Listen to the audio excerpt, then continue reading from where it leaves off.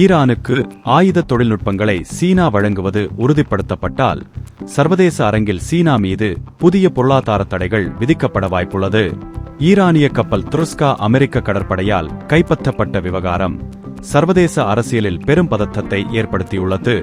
நேற்று ஈரானின் ஹோர்முஸ் ஜலசந்தி மற்றும் ஓமான் வளைகுடாவில் உள்ள சாபஹார் துறைமுகத்திற்கு அருகே இந்த நடவடிக்கை மேற்கொள்ளப்பட்டது.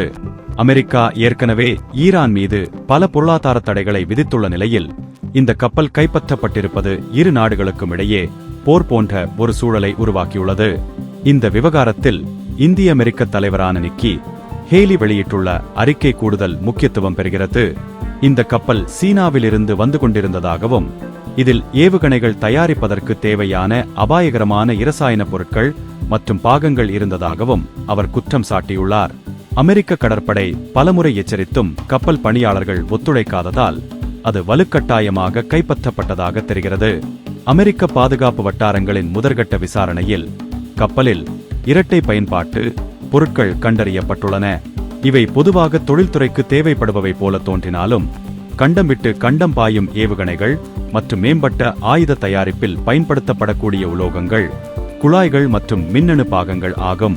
இது ஈரானின் இராணுவ பலத்தை அதிகரிக்க சீனா மறைமுகமாக உதவுகிறதோ என்ற சந்தேகத்தை வலுப்படுத்தியுள்ளது. இந்த செயலை ஆயுதமேந்திய கடற்கொள்ளை என்று ஈரான் வன்மையாக கண்டித்துள்ளது. அமெரிக்காவின் இந்த நடவடிக்கை சர்வதேச விதிகளுக்கு எதிரானது என்றும் இதற்கு தகுந்த பதிலடி கொடுக்கப்படும் என்றும் ஈரான் இராணுவம் எச்சரித்துள்ளது. இருப்பினும் கப்பலில் இருந்த பணியாளர்களின் பாதுகாப்பை கருதி ஈரான் தற்போது நிதானம் காப்பதாக கூறப்படுகிறது. ஒட்டுமொத்தமாக இந்த சம்பவம் ஈரான் அமெரிக்க உறவை மட்டுமல்லாமல் அமெரிக்கா சீனா இடையிலான உறவையும் கடுமையாக பாதிக்கும் என கருதப்படுகிறது.